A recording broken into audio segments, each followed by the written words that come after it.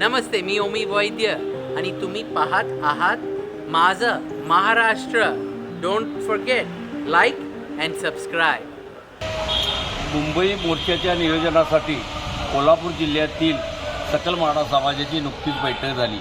या ठिकाणी आलेल्या जिल्ह्यातील कार्यकर्त्यांची चर्चा विचारमय करून अशा पद्धतीनं निर्णय घेण्यात आलेला आहे की प्रत्येक तालुक्यामध्ये तालुक्याच्या समन्वयक कार्यकर्ते व समाजाची बैठक घेतली जाईल आणि त्या बैठकीमध्ये त्या तालुका अंतर्गत सर्व गावातून किती गाड्या येणार, गाड्याचं नियोजन कसं करायचं, गाड्यामध्ये कोणकोणत्या वस्तू घ्यायच्या, सोबत कोणत्या पद्धतीनं धान्य किंवा खाऊचं पदार्थ घ्यायचे, अशा पद्धतीचं नियोजन आहे. प्रत्येक गाडीत एखादा कॅन असावा आणि या गाड्या कशा पद्धतीनं उभा करायच्या, सर्वसामान्य मराठा यामध्ये सहभागी होणार आहे. त्यामुळे त्या गाड्या कशा पद्धतीनं आपल्या गावातून घ्यायच्या याविषयीसुद्धा या ठिकाणी ठरलेलं आहे. त्यामुळं मनोज जरांगे पाटील आंतरवाली इथून 20 तारखेला ते पायी निघणार आहेत मुंबईकडे आणि मुंबईकडे त्यांचा येण्याचा साधारणतः कालावधी हा 26 जानेवारी आहे. त्यामुळं 27 जानेवारीला कोल्हापूर जिल्ह्यातून